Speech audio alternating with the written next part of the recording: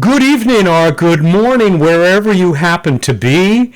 We are absolutely thrilled to have you with us here in the member community this evening or whatever. I'm Mat Kaplan, Senior Communications Advisor for the Planetary Society, former host of Planetary Radio.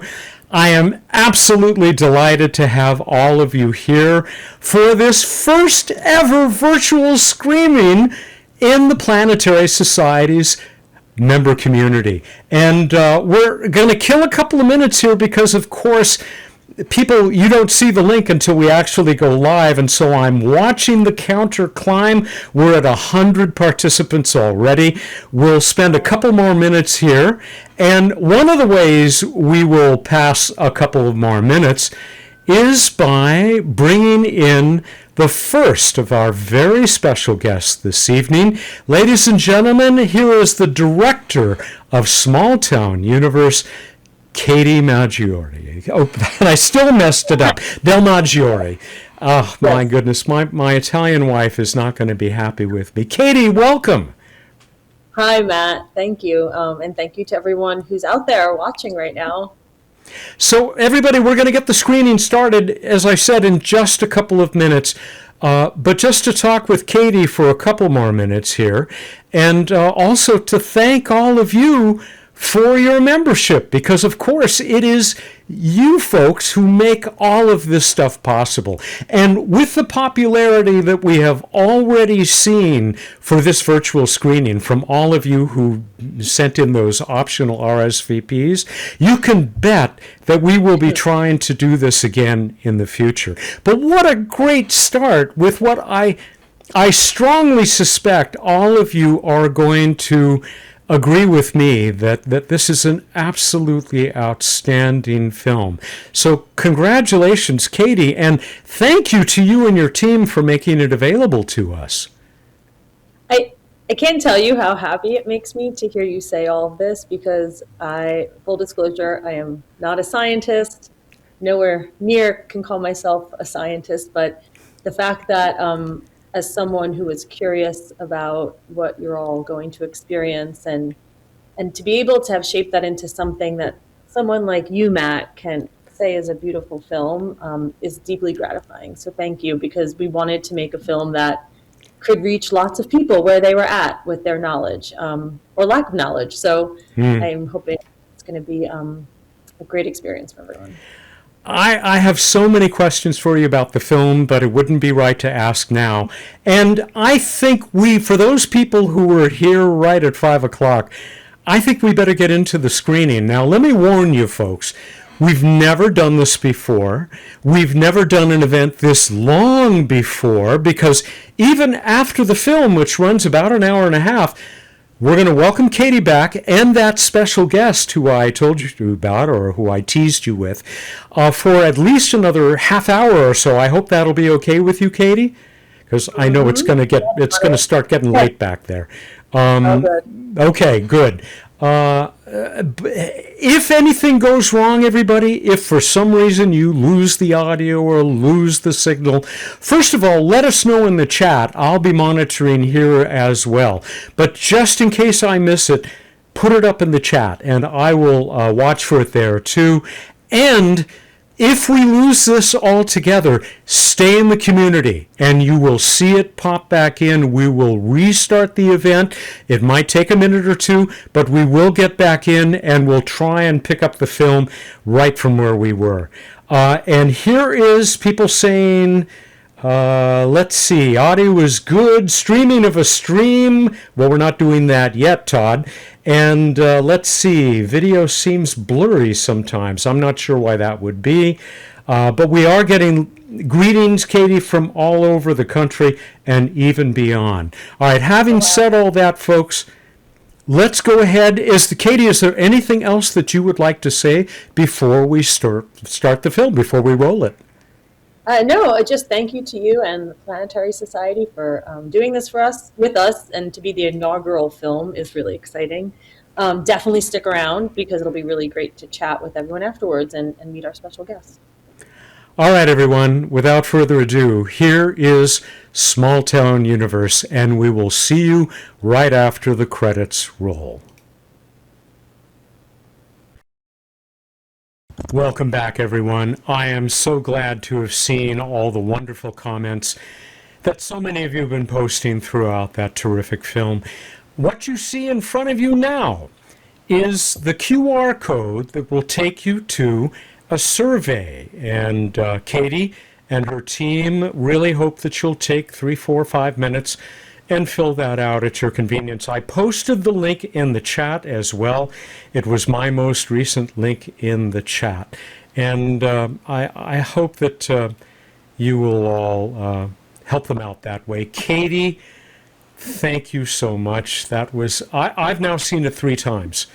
And I think I love it more each time. So once again, congratulations.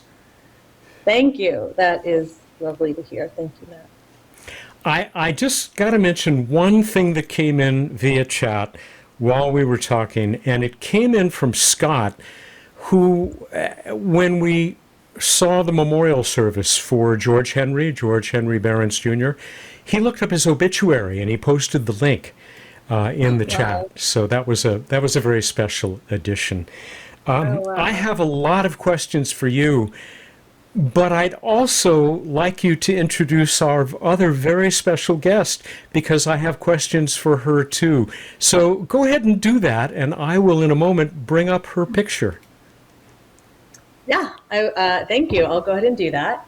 I am very excited to introduce someone very special from the film. Her name is Ellie White. I first met Ellie and her family back in 2016 when they were helping to lead the effort to save the Green Bank Observatory during an uncertain moment in its history. Ellie and her mom Dina became important voices in GBO's growing advocacy movement, helping people understand why this place matters, not just as a world-class scientific facility, but as a source of inspiration for future generations of scientists like Ellie. Even back then, as a high school student, she had this incredible way to connect science and like humanity and big ideas and everyday ideas in a way that felt like super grounded and relatable, especially to someone like me. Since 2016, you might not be surprised to learn that Ellie has accomplished quite a lot. She earned her undergraduate and master's degrees in physics at Marshall University, where she also taught intro to astronomy. She's worked on projects in instrumentation and SETI with the GBO, NRAO, UC Berkeley SETI Research, and the SETI Institute. And along the way, she's also received the 2021 SETI Forward Award, the prestigious Goldwater Scholarship, and an NSF Graduate Research Fellowship.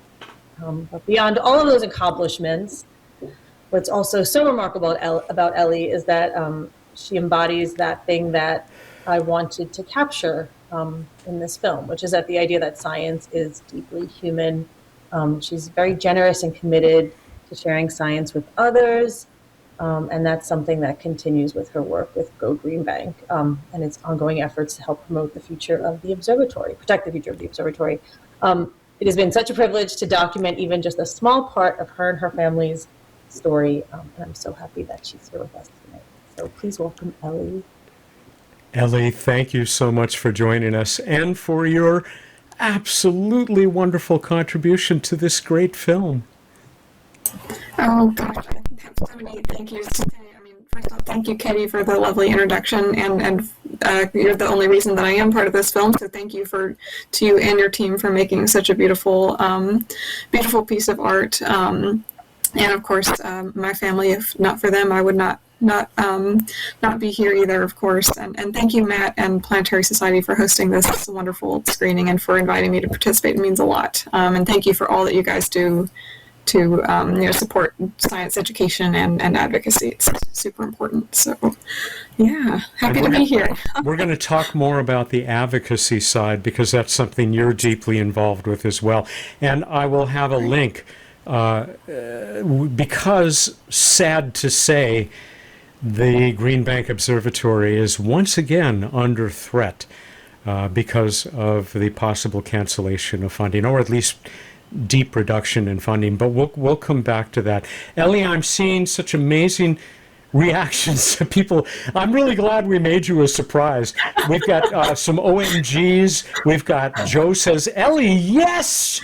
Grace says, she famous. Hi, Ellie. Hi, Ellie. Anyway, it's just, it's very, very nice to see. So, and congratulations on that NSF fellowship that you received, Thank what, you. just a couple of years ago or last year? Yes, so I just finished my first year as a fellow, so yeah. And so now your studies continue, but you're a graduate assistant, and as we heard from Katie, you're teaching. Yes, I just finished teaching this spring. That's one of my favorite things to do. So if any of my students happen to be watching, super proud of you guys.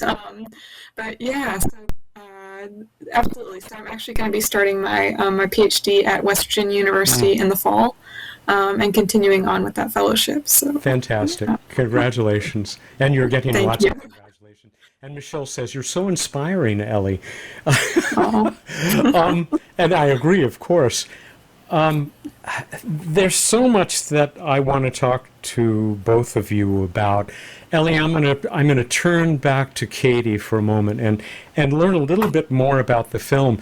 Just beginning with, how in the world did you come up with this, the thought that, oh, this is a story that we should tell as a documentary? Yeah, I didn't come to this as someone who knew anything about Green Bank or really anything about radio astronomy at all. I was inspired by the idea that there was a town without cell phones and Wi-Fi. At the time that I learned about Green Bank, I was kind of grappling with my own questions of what it meant to connect with people via this technology. My mom had just died and kind of was missing her cell phone calls, but also was way too addicted to my own cell phone for other reasons. And yeah, I was just like, well, what if it all just went away? And so a Google search led me to Green Bank. And yeah, as a filmmaker, I knew there was something there, but I wasn't quite sure of the way in yet, or what would make the film more meaningful than just about a town without cell phones. And it only took one trip there for me to realize that the observatory was really the heartbeat of the film, and the anchor, and that some of the wonderful folks that I met in town, including George and Donnie, and of course Karen and the boys, and eventually Ellie, would kind of orbit the telescope with their personal stories, and that they would kind of bring to life these bigger ideas about radio astronomy that, to be honest, I knew nothing about, and I knew kind of we needed a human way in for other folks like me to kind of understand and appreciate it. And so that kind of became the inspiration for the film, was to go in deep with the human stories. How did you manage to get your camera, and I assume a crew, of course, into so many intimate situations, really deeply affecting situations, with Ellie and with so many others? Yeah, it's an interesting question, and probably a question that maybe some of them can answer from their point of view.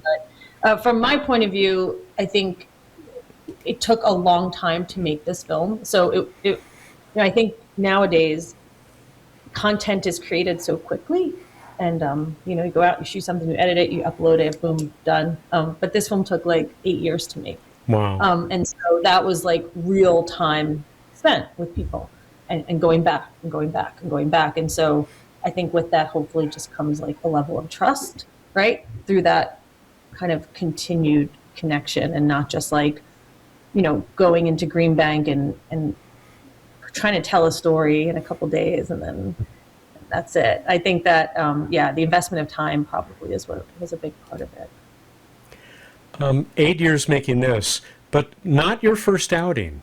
I mean, I've only seen the trailer so far for Brooklyn Castle, but now I very much want to see this terrific story about these kids, most of them disadvantaged in Brooklyn, of course, and they're chess champions. And this film, I mean, I think I only know about a couple of the awards. New York Times Critics Pick, Emmy nominated. Obviously, you hit your stride pretty well, even with your first attempt. Yeah, so that film is available if anyone wants to watch it. It's on Apple and Amazon, I believe. But so yeah, winning chess team from Brooklyn. Who knew that we had chess superstars here in our public school system? Again, I think that like the unexpectedness is kind of what drew me to that story. Much like Green Bank, kind of like uncovering a story that kind of breaks a cliche or kind of challenges your assumptions about a place or like what you think people somewhere might be like. Fun fact, my kids who are 12 and 13 now go to that public school. They were not born when the film came out. They do not play chess, but they do go to that school that's featured in the film. So yeah, I invite everyone to go rent it if they're interested. You want to say something about your professional and life partner at the company that you run? They call him down here, Nelson. Yeah, Nelson, who also edited this film, right? Yes, he edits everything because he is the best editor I know. So Yeah. thankfully he sticks around and he keeps doing it. We're also working on a follow-up to Brooklyn Castle now called Queen's Castle, which is about young women who are breaking barriers in the male-dominated world of professional chess. There were several comments as we were rolling the film about the terrific animation. And that also struck me the first time that I saw it, because it really adds a lot, and it's beautiful. Can you talk about that a little bit? Yeah, I think from the very beginning, we knew that we wanted to bring some of like more complex ideas to life through animation, and wanted to approach it in a way that felt like it was in the spirit of the film, kind of this like with a human touch, so to speak. And so the animation has like this painterly, hand-drawn human kind of collage feel to it. And that was like very intentional because, yeah, we wanted it to feel like the film, feel intimate like the film. And so, yeah, we stumbled across this artist's work, and she seemed like she got it and she nailed it. Her name's Lottie Kingslake, and yeah, it was amazing to collaborate with her, and I think that a lot of people love the animation, just like you said. So I think it does its job, and it like kind of helps to explain those concepts, but also it's just really beautiful, which I think is kind of in line with like the theme of the film and the beauty of the universe. Like the animation is beautiful. And It is a wonderful contrast between the glory of the universe, beautiful in itself, and this gorgeous little piece of land that the United States has set aside for this very special work. And, Ellie, I invite you to comment on that as well. But this sense that it is really a film about, in some ways anyway, it's also about beautiful human beings, but it's about beauty in that way at many scales. yeah, Ellie, do you want to take that? I know that Green Bank is such a special place for you, and well, you can probably speak to how much time you've spent there. Yeah, for sure. I mean, my family and I, so actually our relationship with the observatory kind of predated me. So my parents first went there in the 90s, and when my brother and I were young, they of course took us to the observatory many times, and eventually, I got into astronomy, wanted to, be an astronomer or a physicist, and so we started going up there, much more often, and of course you see what happens in the film, but yeah, it is a really, really special place. It's a really beautiful place, as you said, and I totally agree. The animations do such a great job of capturing both kind of how beautiful it is, but also, as Katie was mentioning, kind of that kind of cozy feel, I guess. But yeah, so it's a really special place for a lot of reasons, and I've had the good fortune both to experience the site as a visitor and as an employee a few years back. Between my undergrad and my master's, I worked there as a data analyst, and so yeah, I guess we have a lot of special friends that live there. It's between the beauty of the natural surroundings and the telescopes themselves, of course. there's quite a few in addition to the Green Bank telescope, the main one that people know. Of course, you saw the 140 foot in the film, and that one I think is one of the most beautiful telescopes I've seen. It's the largest equatorially mounted telescope in the world. So just an amazing kind of juxtaposition of natural beauty as well as kind of the beauty of seeking new knowledge through science. So. To say nothing of that small dish that we saw being placed in concrete, I assume in your backyard there, back at home. That dish is still there, I assume. It is, yes. I'm embarrassed to say it is not yet functioning, but it's that's one of my goals for the summer, actually, is to get that started. So there's actually a really cool project out there called Wow at Home, if people are interested in kind of researching, ways to get involved in radio astronomy. There's also the Society of Amateur Radio Astronomers. They offer some pretty cool kits and things if you're interested in like building your own radio telescope and talking to some pretty cool people that know a lot about what they're doing. And so, yeah, and of course the Zooniverse project is another great citizen science avenues.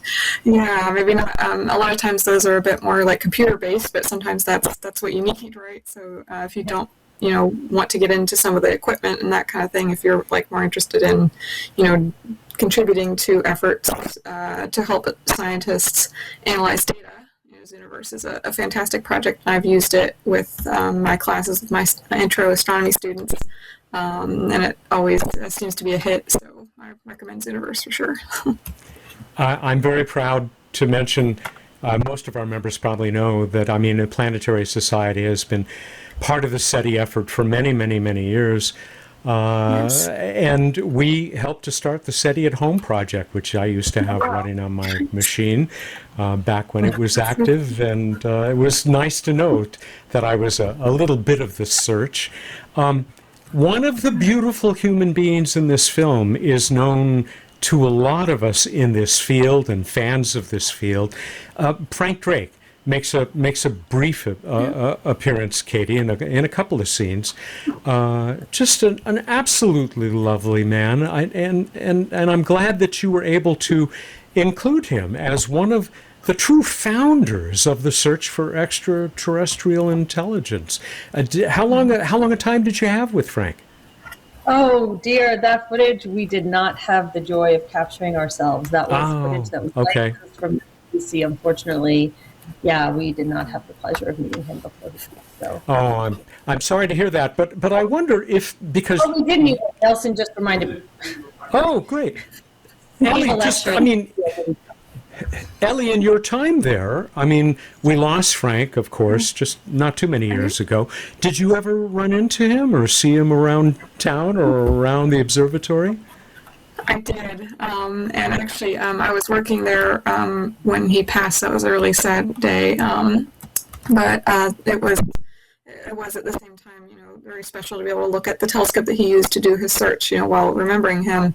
But yeah, so back in 2016, when I was, still in high school, my mom and I crashed a Breakthrough Listen conference that was being held at the observatory. So Breakthrough Listen, of course, as mentioned in the film, is currently the largest SETI effort to date. And so they were having their conference at Green Bank, and we were there, and Frank was there. And I think the first time that I saw him was actually at the Dollar General down the street, but we didn't talk until we were in that conference, and he was very, very kind, of course, and signed a book for me, and we chatted briefly. But yeah, I just remember he was a very, very kind and gentle guy, and just really great to talk to. A truly lovely man. Yeah, absolutely, and a pioneer. Which is the direction that you appear to be headed in. Not only do you obviously share what our former CEO and now Chief Ambassador Bill Nye calls the PB&J, the passion, beauty, and joy of space and science, but you really seem very dedicated to sharing that PB&J. Your teaching and just what we saw in the film of you with those young children. Absolutely, yes. So I actually I knew that I enjoyed outreach from early on, but I didn't realize how much I would love it until I actually got in the classroom and started teaching as a graduate assistant. And that was really, I mean, it's not exaggerating to say that was life-changing for me. Getting to work with students on a weekly basis and see their progress and hear about, whatever, maybe struggles or joys they were going through, and be able to share, basically get to spend, 4 hours a week yapping at them about, my favorite space topics. But that's never a bad thing, but they might say otherwise. It was it's just a really wonderful experience, and I'm very, very lucky to have had that through Marshall. And yeah, I guess I would just say that's people sometimes ask me, like, what's the most exciting thing that you found in your research or things like that, and I would say, people are, especially, working with my students, seeing, how hard they work, their dedication, many of them are like working multiple jobs, put themselves through school, and they're still like showing up every day and doing their best. And I just find that super inspiring, and each of them are unique and special, and I love hearing their stories. And I love being able to share my passion for astronomy and space science with them in whatever like small way that I can, and helping them like get involved in things like like Zooniverse, or like using the 20-meter telescope at the observatory. We do that as part of our class. But yeah, so I guess there's so much that I love about teaching. I could talk for a really long time about that, but yeah, that's one thing I think now that I've taught once, I don't think I'll ever be able to stay away from a classroom for long. That's great. That's a gift to your students. Yeah. What is the West Virginia Alliance for STEM and the Arts? Yes, so thank you for asking that. That's actually the nonprofit that my family, particularly my mom, Dina, and the rest of my family and I started, along with several other wonderful people, mainly with the goal to try and help, connect West Virginia students to exciting STEM and the arts opportunities around the state and beyond. One of our projects was actually programmed by my brother, with, in addition to some other interns, Zariah and another Josh, and my mom, Dina. So STEAM Track, the point of that is basically to let kids, explore different resources from different like museums, science museums, art museums from around the state and elsewhere during COVID. And it is still up, it's still available, but we were trying to figure out a way to make some of those resources available more broadly. And in addition to that, the nonprofit has hosted a screening tour of Small Town Universe last year, the year before. And so just trying to, allows audiences in West Virginia to experience the film, and my mom mostly coordinated this along with several like panels and events around the screenings to kind of create that discussion and make sure to share the film with the people that it's kind of about. So, and of course, huge thanks to Katie for your collaboration on that too. And yeah, so that's my long rambling answer to what is West Virginia Alliance for STEM and the Arts. Now that is a little bit separate, so I don't know if now would be a good time to talk about our efforts with the Green Bank Observatory. You certainly can. I was going to ask Katie first, though, because I do want to get that absolutely. Yes. for the observatory's program, the effort that's underway, the campaign. Yes. Katie, we've had so many people in the chat, and before we got started today, who told us, "Oh, I can't do this," or they're in Europe and it's 4:00 in the morning or whatever, who want to know how they're going to be able to see the film in the future, and what can they do to be able to get it on a screen near them or on a service they can get. Yeah, thank you. I would love for as many people to see it as possible. We had a film festival screening tour, and the film was on PBS for a short while. And now we're in like kind of the third phase of things, which is a grassroots impact campaign where we take the film out and share it with organizations like yours. And so we're trying to put the film in front of real life audiences, as many real life audiences as possible, before we make it available on iTunes or Amazon, which is coming down the road. So first and foremost, if anybody is interested in bringing the film to their community, they can just go to smalltownuniversefilm.com, and there's information there on how to get in touch with us and request a screening, and then we work with everybody to figure out what they can afford and accommodate for their group. We really want to make it accessible. So there's in-person screenings that we're booking.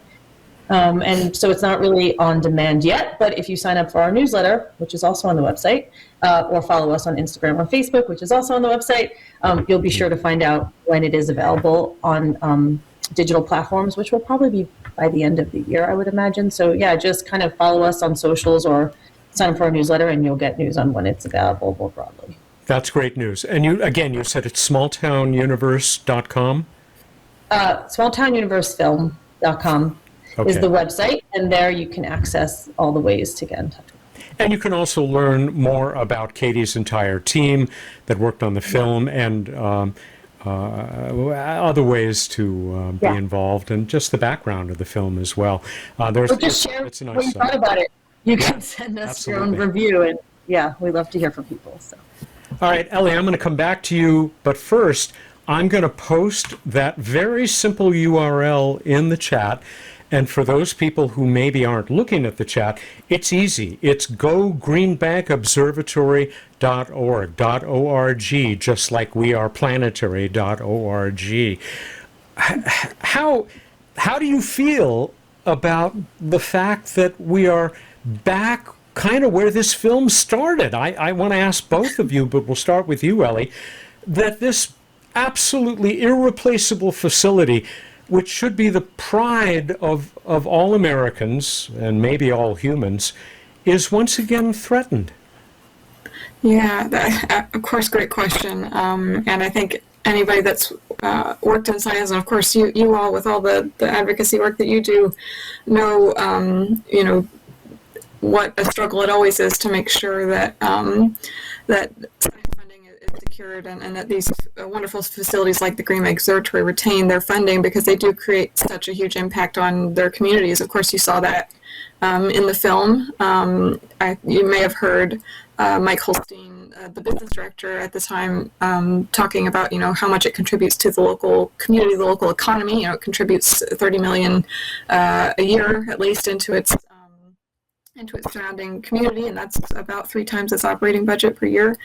And so, and that of course might arguably be as big of an impact as that is. That's arguably maybe one of the smaller impacts compared to how much of an influence it has, the facility has on students in West Virginia, across the country, across the world, ranging from K-12 up through graduate students, postdocs, up through retirees.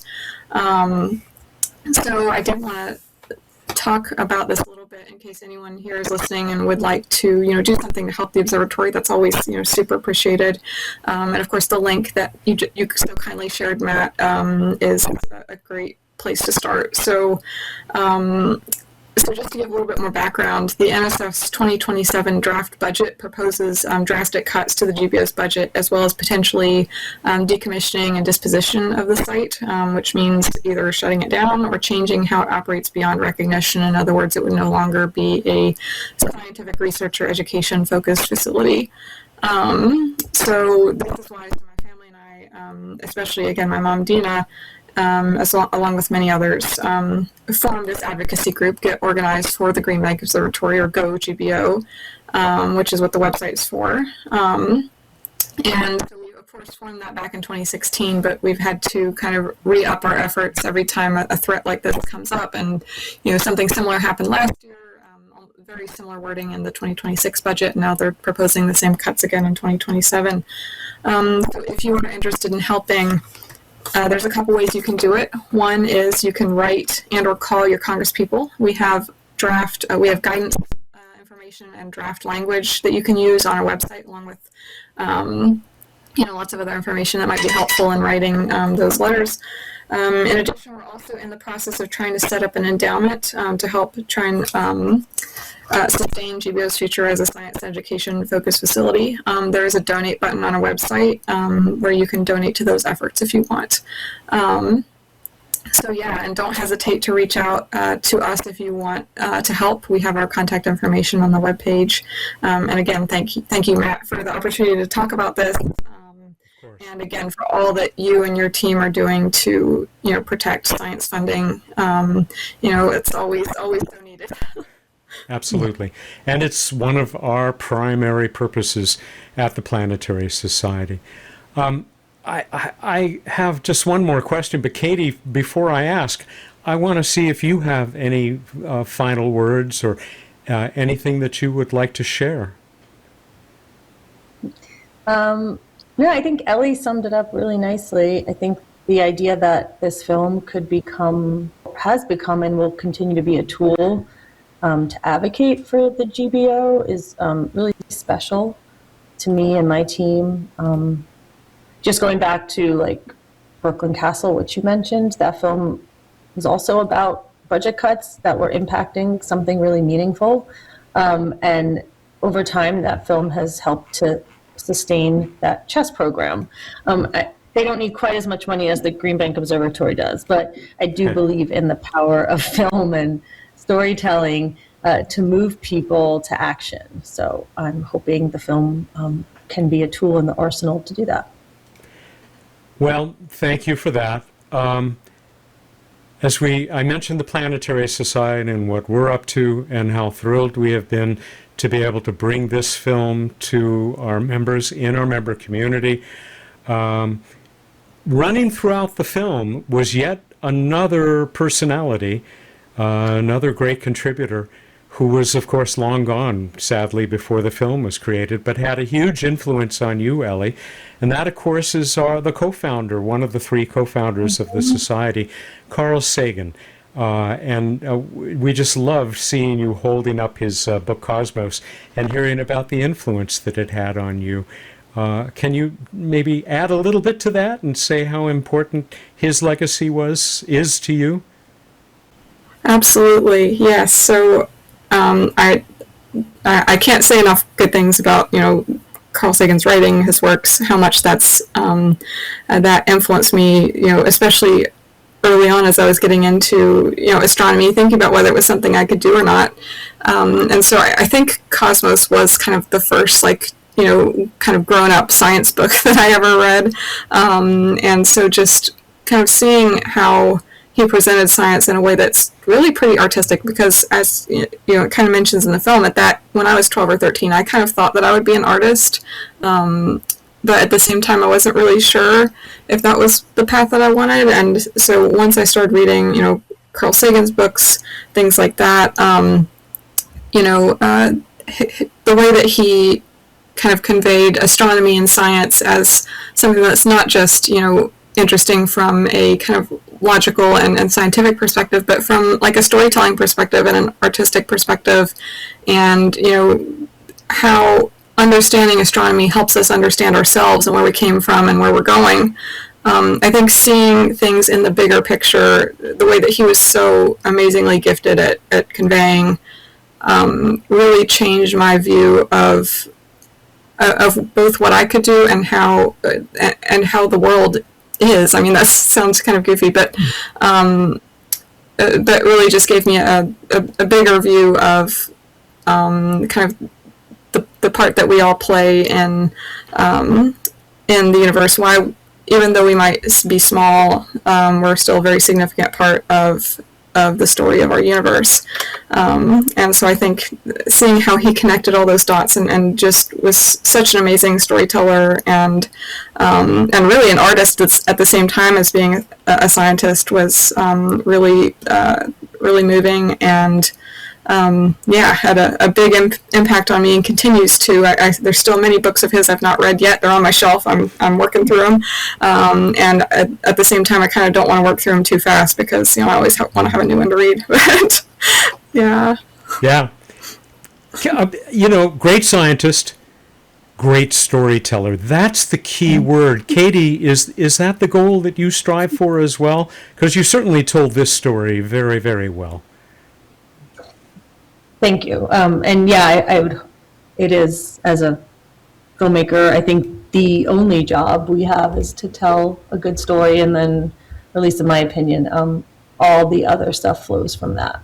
The understanding and the connection and the action and the impact kind of all starts with the kernel of a good story. It's getting awfully late, especially where the two of you are. Thank you again so much for being part of this first ever virtual screening of a film in the Planetary Society member community. We are extremely grateful. I do want to go out, Katie, one more time with that slide that has the QR code for people to be able to give their reactions if they just watch the film with all of us. I could do it. I'm heavily prejudiced, but I guess I'll do the survey as well. Oh, please, you have to. I look forward to seeing, Brooklyn Castle. When do you think we might see Queen's Castle? Is it going to be a while? Oh, it's going to be a little while, but maybe in another year or so, hopefully. That's not too long to wait for a film Yeah, we'll to put see. together. Ellie, sorry, go ahead. No, it's been it won't quite be 8 years, but we'll be close. Okay. Ellie, what's next for you? Yeah, well, great question. I'm, of course, always figuring it out one day at a time myself, but definitely I'm super excited to be starting my doctorate at West Virginia University in the fall.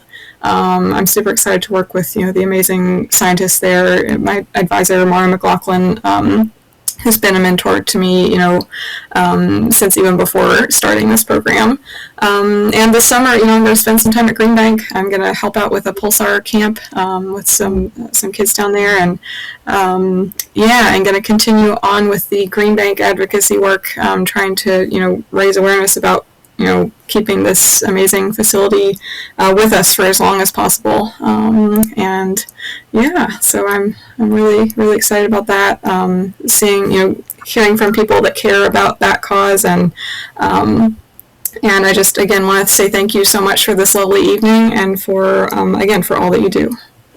Again, our great pleasure and our honor. Go greenbankobservatory.org and smalltownuniversefilm.com. And Katie, I'm going to put up that slide once again. So there's the QR code, everyone. If you didn't catch it before or in the chat, you can pick it up now and add your thoughts about this film. Thank you, everyone, once again for tuning in, joining us. We will be back with more here in the member community. I'll be back on June 2nd with the next installment of the book club, our monthly book club, with this book, The Edge of Space-Time by Chanda Prescott Weinstein, which I am enjoying. It's a challenge, but I am enjoying it very much. One more time, Katie, Ellie, thanks for this, and best of luck to both of you. Thank you, Matt. Thank you, everyone. Thank you so much. Take care, everyone. Bye-bye.